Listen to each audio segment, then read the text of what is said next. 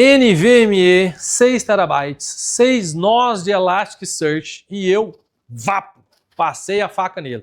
É sobre isso que eu vou te falar, a minha experiência com Elasticsearch, Filebit, Logstash há uns anos atrás e por que que eu parei de usar ele, qual foi o sentido que ele foi colocado aqui na empresa, tá bom? Meu nome é Josimar, eu sou o CEO de uma empresa de tecnologia de verdade e eu sou o CEO hands-on, por isso que eu vim falar de algo técnico. Eu boto a mão na massa para valer, né? Eu cuido de infraestrutura real, Brasil, Estados Unidos e eu preciso dar minha carteirada para você entender quem que está falando com você, que não é um dos vários papagaios digitais que a gente tem por aí, beleza? Você sabe o que é Elasticsearch? Ih, faltou aqui no Elasticsearch, mas tudo bem. Você sabe o que é Elasticsearch? Não?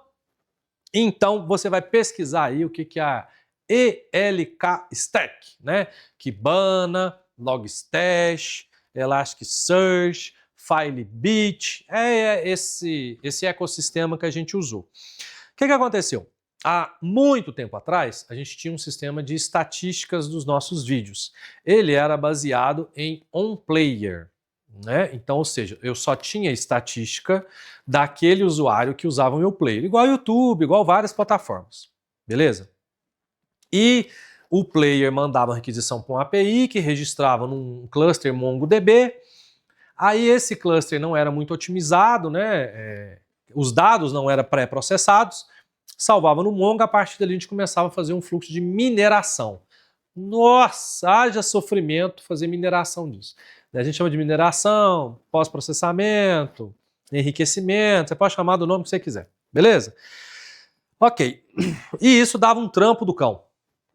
E gastava muito espaço em disco, o Mongo era muito pesado, comia uma memória danada, né? E também com NVMe para dar conta do trampo e tudo. Aí chegou uma ideia aqui na empresa, isso antes de inteligência artificial também, tá, gente? Nada a ver com IA isso que não. Vamos colocar Elasticsearch. Então a gente pegou nossos POPs de entrega de vídeo, instalamos o Filebit, né? Lê os logs, baseado em log, porque aí a gente ia fazer um avanço. O que era o avanço? A gente ia começar a ler os logs de saída do CDN e a partir da leitura dos logs do CDN, a gente ia fazer a ingestão do Elasticsearch para eu não ter mais a estatística só on-player. Eu ia passar a ter a estatística de todo o CDN. A gente tem muito cliente de emissora de rádio, igreja, TV, tem aplicativo próprio, plataforma EAD própria, né? E não usa o nosso player. Aí o cara quer usar o player dele, o PIP dele, os recursos dele, o registro de progresso dele. E esses caras a gente perdia as estatísticas dele para oferecer para ele. A gente tinha estatística de tráfego, volume, mas era algo de infraestrutura, algo interno, né? Beleza, então vamos colocar o Elastic, porque a gente vai dar um avanço. A gente vai começar a ler os dados de todos os POPs do CDN e passar a entregar para o nosso cliente os dados de todo o CDN, ele usando o nosso player ou não. Pô, sensacional, sensacional. Vou gerar um valor absurdo para o meu cliente, e tá tudo bem, eu já tenho minha infraestrutura mesmo e tal, tá tudo certo. Ok. Subimos um cluster de 3 nós de Elastic. Eu tava arrebentando. Deu bom não. Aí subimos NVMe em cada, né, um rack privado para esse cara, com 6 servidores, com NVMe em cada um, de 1 tera, né? Plaquinha de rede local se comunicando, rede local, e o cluster montado ali para poder sincronizar, né? A gente sabe, quem trabalha com Elastic, que tem muito do Elastic, tem a ver também com a performance dele e tal, ele é um comedor de I/O, né? De disco e de memória. Mas óbvio que tem os TAN, a otimização dos shards, né? Se você fizer errado, a quantidade de shards, quantos gigas que você pode colocar em cada shard e tal. Se eu estiver falando grego para você e você quiser entender do Elasticsearch, pausa o vídeo, vai pesquisar o que é um shard aí que vai te explicar como que funciona a estrutura do Elasticsearch. E aí a gente coloca lá quantas réplicas a gente quer que tenha, caso caia um, o outro pode recuperar, e aquela questão toda. Isso é bem bacana, ele é distribuído, né? Então quando eu subo, no meu caso seria estatística, né? E aí ele gera um documento. Quando eu subo um documento no Elastic, ele distribui isso na quantidade de réplica que eu tiver configurado, porque caso aquele NVMe morrer, e NVMe morre rápido com escrita, né? Mesmo Enterprise, outro que entrar, ou ele redistribui para outro lugar, ou outro que entrar no lugar redistribui. É igual o vídeo do Ceph que eu falei, guardado as devidas proporções, sobre a distribuição como que funciona a distribuição de objeto dele ali. É a distribuição de documento. E eu não vou entrar em TANE, configuração, que é tanto de coisa, ILM, política de limpeza, ingestão, enriquecimento, eu não vou nem entrar nisso tudo. Eu quero falar só da experiência que aconteceu com a gente. Então, o problema que a gente chegou com o Elasticsearch, cara, 6 terabytes de dados eram suficientes para poder armazenar apenas 30 dias de dados. Menos, 28. 28 para 30.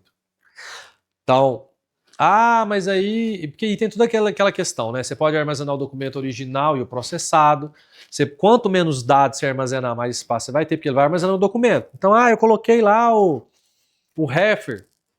Você precisa do refer? Não precisa, então tira. Eu coloquei lá, sei lá, o log de acesso que mostra o IP do cara. Você precisa do IP do cara? Sim, eu preciso do IP do cara para fazer o gel. Né? E aí você vai tirando o máximo que você pode para economizar espaço. Então, na média, os nossos 6 teras, né, era para 30 dias só. Então, os 6 teras NVMe era para 30 dias. O que a gente teve que fazer? Configurar a política de tier para que, após 30 dias, movesse esses dados para um worm, que seria o SSD. Né? Aí, eu precisava de mais 6 teras. Beleza? E depois, por quê? Porque o nosso cliente ele vai ver em geral a estatística ali de 30 dias. Para ser rápido a busca, tem isso também. Se você mete lá no HD lento um Elasticsearch e o cara quer ver uma estatística grande de milhares de acessos, às vezes milhões de acessos no mês que o cliente tem, e dá um search, vai ficar carregando bastante tempo. E tem todo o jeito de você colocar os índices ali certinho, né? Criar os índices e tal para poder funcionar com melhor performance. Beleza. Então, no fritar dos ovos, eu precisava no mínimo de 18 teras para ele funcionar bem, ok? Então a gente mudou o modelo de negócio, os nossos planos de stream, a estatística era até 30 dias dos planos pré-pagos e os planos Enterprise a gente dava mais estatística de 1 ano de acordo com o contrato. É o que a gente, olha pra você ver, impactou no nosso modelo de negócio e ficou caro pra caramba para fazer o negócio. Beleza, passou um tempo, aí eu descobri uma coisa. Descobri assim, né? Não foi de maldade nem nada, era resolveu o nosso problema. Resolveu o nosso problema, isso aqui é importante. Mas o Elastic, ele é maravilhoso para a busca, né, gente? Troço sensacional, assim, para a busca. Mas porque eu precisava, armazenamento de eventos, soma e tudo, tem tecnologia muito melhor. Tem pré-processamento para não salvar as coisas e depois pré-processar, igual a gente fazia com o Mongo. Então eu pré-processava em tempo real e aí resolvi meu problema. Deus, mas o que você usa hoje? Não vou falar. Pauta para outro vídeo. Mas basicamente, os 6 teras de NVMe, né, que a gente usou, só NVMe mais 6 teras de Worm. Não cheguei a usar o Cold, porque poucos clientes queriam manter a estatística 12 meses, não chegava, né, a 300 clientes. E esses 300 clientes, para manter o ano inteiro, era pouco. Na época, isso há anos atrás, tá, gente? Então aí a gente simplesmente passou a faca no Elastic. Como funcionava? No POP tinha o FileBit instalado, o FileBit lia, mandava para o Logstash, o Logstash fazia todo o enriquecimento do log, mandava o índice para o Elastic distribuía os shards para os nó e o Kibana na frente montava. Kibana é legal, né, cara? Você monta várias coisas legais ali do Kibana, gráfico, bem facinho de mexer, né? Tem várias coisas, né? Para poder usar. Hoje a galera está usando muito o Metabase, né? Bem rápido, fácil de poder usar também. Aí você, outra vertente, né? Você tem lá Grafana para poder coisa de log, né? Enfim, tem outras variantes que pode usar aí. Né? Hoje eu não uso o Elastic mais, tá? Para nada, né? Questão de gestão de log e tudo, é Prometheus, Grafana, Lock, né? É o padrão que eu uso. Não uso Elastic nem para busca, mas fiquei traumatizado porque o Elastic é muito caro, é uma ferramenta fantástica, mas para o meu negócio não fez sentido também, porque se tornou uma ferramenta muito cara para mim, entendeu? Até para os meus logs, eu tentei falar, não, vou começar a colocar os logs das aplicações no Elastic. Ia ficar muito caro. Ia ficar muito caro também, né? Caro porque, gente, NVMe tem vida, ele depois de X tempo morre, aí você tem que comprar outro e colocar no lugar. disco, transação, memória, né? Cada nozinho elástico, pelo menos uns 20 GB, 24 GB de RAM, para poder trabalhar folgadinho sem problema com todos os workers. Eu não gosto de pré-processamento lento, então para o processamento acompanhar os mais de 300 FIBs que eu tenho em tempo real, os logs de tudo, fazer ingestão de tudo. Se eu quiser ver um log em 10 minutos que acabou de acontecer, eu quero ver o log, eu não quero esperar um dia, 2 dias para processar. Aí, como às vezes ele atropela as coisas, depois tem que pegar o log e fazer de novo, né? Ver se alguma coisa ficou para trás. Então isso tudo fez a gente, apesar de ser uma ferramenta fantástica de busca, abrir mão. E aí nós quebramos o nosso cluster de Elastic propositalmente, paramos de usar ele, porque a gente estava usando errado também, né? Devia usar ele, olha o nome, Elasticsearch. Por que cargas d'água eu comecei a usar ele para registro de estatística de evento, né? Mas tá tudo bem. Foi ótimo, resolveu um problema para a gente durante um tempo maravilhoso, mas custou muito caro, arrebentou. Antes de eu encerrar o vídeo, a gente subiu ele a primeira vez dos 3 nó que eu falei. Antes a gente subiu sem ser NVMe, SSD, por mais que SSD Enterprise e tal. Nossa, travava tudo, cara. Você não acredita não, que subiu a operação nos SSD, mas assim, porque o servidor pode ter CPU boa, pode ter kernel atualizado, tunado, muita memória e tudo. Se o disco ficar lento, sua máquina, bota o disco lento na sua máquina, o que vai acontecer? Trava tudo. Servidor é a mesma coisa. Se o disco ficar lento, trava tudo. Mesmo você usando outro disco. Eu não estou usando disco raiz, eu estou usando o disco instalado em outro SATA, com outra partição, outra formatação. Cara, mas se o disco estiver saturado, vai deixar tudo lento, vai começar a gerar fila, enfim. Não vou entrar nos detalhes de questão de kernel, arquivo aberto, né? Mas fica lento. Disco saturando, deixa lento. Né? Você pode fazer montagem sem travar e tal. A hora que o bicho tá pegando, fica lento.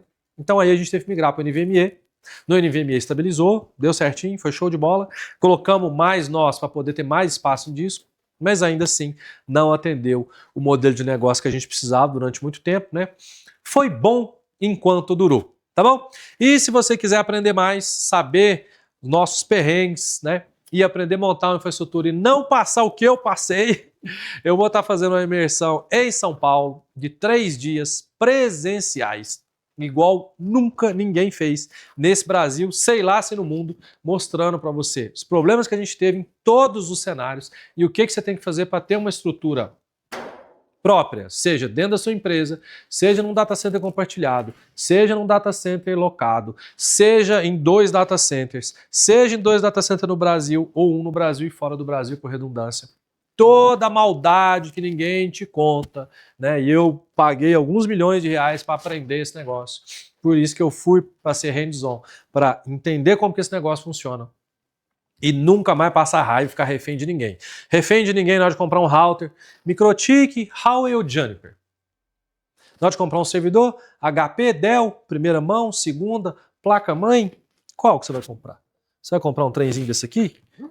DDR3, que não serve para nada? Mas é dual. Você que atende o que você precisa? Ou não? Um DDR4 que você precisa? O que você vai rodar? Qual que é a sua aplicação? Qual que é a sua dimensão? Você sabe? Né? E na hora de montar um cluster? Você vai montar um Ceph, você vai montar um Proxmox, você vai colocar uma rede local em cada um, porque isso aqui é um onboardzinho, tá vendo? Aqui, ó, de 1 GB. Aí aqui, ó, tá vendo aqui, ó? A gente tem, sabe o que é isso aqui? Fibra, entrada de fibra, cabo DAC, adaptador de fibra ótica direto. Mas se ele tiver em uso para uma saída de 10 GB, por exemplo, essa plaquinha mãe aqui, ó, isso aqui é uma saída de 10 GB, tá? Se você for conversar com a rede local, por exemplo, com um data center, com um Elastic, com um cluster, alguma coisa, você precisa ter uma outra plaquinha de 10 GB. Aí você vai fazer o quê? Você vai colocar no PCI, né? Você vai meter aqui no seu PCI, Expressinho aqui, ó, dessa placa. O chassi aguenta? O chassi é grande o suficiente? Você sabe onde que tem, onde você compra mais barato, onde você compra mais caro? Será que é na Dell online? Será que é na HP direto? Entende? Comprou, na hora de montar, quem que vai montar isso para você? O cara sabe montar? O cara já mexeu com isso antes? Ele sabe que dá para usar um cabo DAC, não precisa ficar usando só aquele cabo que é caro pra caramba? O pessoal vai me xingar. Eu uso cabo DAC em alguns locais, tranquilo. E o switch? O switch atende o throughput certinho? Ele é Huawei, ele é Juniper. Como funciona? Você vai usar VLAN, VPN? Você vai usar uma VPN para você conectar e controlar remoto? Qual? Você vai usar o OpenVPN? Você vai usar o WireGuard? Né? O que você vai usar? Tem muita coisa para usar. E na hora que subir isso, como você vai fazer gestão desse negócio todo? Na hora de fazer um update? E na hora de subir agora a clusterização disso? Virtualização? Tudo funciona bem na virtualização? Se eu usar Kubernetes? Se eu usar Docker normal? Por que você usa? Você vai usar o que? Debian? Você vai usar Ubuntu? Por que você usa cada uma das coisas? Você sabe? Né? Clusterizei, beleza, agora eu preciso pipeline. Como que funciona? Um Git on-premise, um GitHub, um GitLab, desenvolvimento, pipeline, erros e acertos, o que você precisa fazer? E cluster de banco de dados, e proxies, e redundância de DNS, redundância de proxy, redundância em todas as camadas. Gente, é muita coisa. E quem for lá, você pode ter certeza, vai sair de lá com a cabeça explodindo de informação. Mas informação riquíssima, que ninguém vai te passar. Gastei anos consultando consultores, pagando dinheiro com consultores, cursos e principalmente, mão na massa. A gente só aprende passando raiva. Beleza? Então é isso, se você tiver interesse. 3 dias de imersão em São Paulo, vai custar entre 15 e 20 mil reais. Depende do local que for ainda, a gente está definindo. Inicialmente eu estou fechando um lote para 30 pessoas só, para gerar qualidade para todo mundo, né? E aí os inscritos eu vou deixar abaixo no link desse vídeo aqui para quem quiser participar, ok? Um abraço e até a próxima.